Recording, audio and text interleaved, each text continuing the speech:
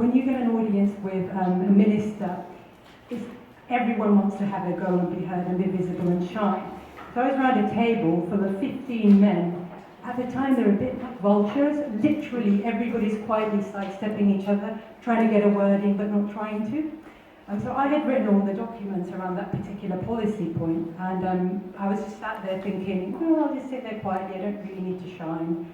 I was the only Bangladeshi woman, I should say woman actually first. I was the only woman, the only Bangladeshi woman with lots of white men.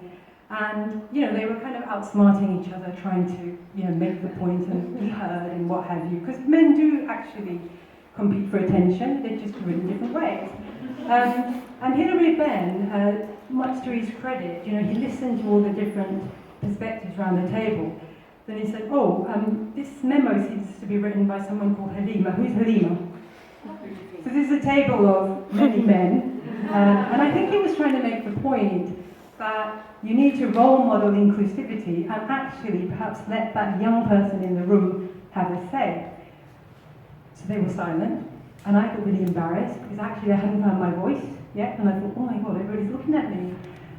So I said something really quickly about the Canadians and what their position was and how we need to lobby the G8, and I sat there really quietly. As soon as I finished, the vultures jumped in again and made the points that they were going to make. And again, Hilary Benn said, right, going back to the point that Halima made about the Canadians, what do we think about that? And that dance continued, and it continued. So something about finding that space in an all-male room, or these days in a room full of power, because sometimes men don't have power.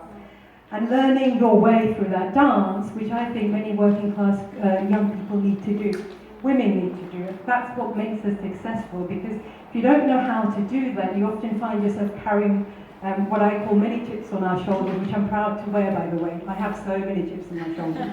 It's cool. But you do need to know how to navigate that. Interestingly, I saw Hilary Benn about a year ago at a conference in Leeds on left behind communities and how the impact of a loss of manufacturing was leaving whole communities behind. And Hilary said, I think I've seen you somewhere before. And I said, I think you have, Hilary, but do you want me to remind you? So I reminded him of that time when he'd actually created that space for me as a young person to speak. And I thought he was going to say, oh yeah, I do remember, and say something whimsical and nice about it. But he said, but you don't need much help now, do you? What was important about that, and for me, was that every young person or every minority needs space to be nurtured, so you actually unlock their power to speak. You could be underrepresented as a working class young person, because we all know that lots of our graduates in Tower Hamlets have the best skills, but somehow social mobility isn't happening. You could be white working class, Bangladeshi working class, whatever it is, but we need to nurture young people so they find themselves comfortable in their skin, and I'm not sure that happens everywhere. So really, for me today, and I'll say it again, we are standing on the shoulders not of giants but Amazons, but let's nurture our young people from all of our different communities to really share in solidarity what it truly means to be feminist. And to be a feminist means actually working with our male counterparts as well and truly joining together in unity. I'll stop here.